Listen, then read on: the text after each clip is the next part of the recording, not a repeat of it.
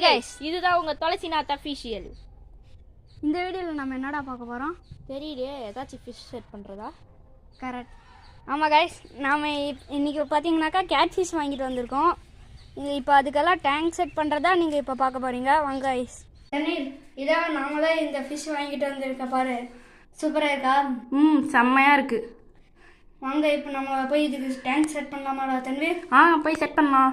Guys, நம்ம டோலு போலையும் அவங்களோட ஃப்ரெண்ட்ஸையும் ஒரு பக்கெட்டில் வச்சுருக்கோம். ஏன்னா டோலு போலோவை கொடுத்த ஃப்ரெண்டு வந்து சொன்னால் பக்கெட்டில் விடா, அப்போ தான் நல்லா வளரும் அப்படின்னு சொன்னான். சரின்னு நம்ம டோலு போலுவை பக்கெட்டில் வச்சிட்டோம். இப்போ டோலு போல இருந்த கேனில் நம்ம கேட் ஃபிஷ் விட போகிறோம். இதில் தான் நம்ம கேட் ஃபிஷ் விட போகிறோம். தேவையான அளவு மட்டும் ஊற்றணும் கைஸ்.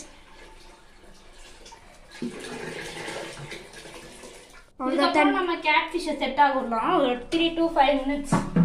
அப்புறமா எல்லா டேங்க்லும் ப்ளூ மெடிசன் ஆட் பண்ணிடலாம். வாவ், சூப்பராக போதுரா தன்வீர். இதே மாதிரி நம்ம எல்லா டேங்க்லையும் ஆட் பண்ணிட்டு காமிக்கிறேங்க.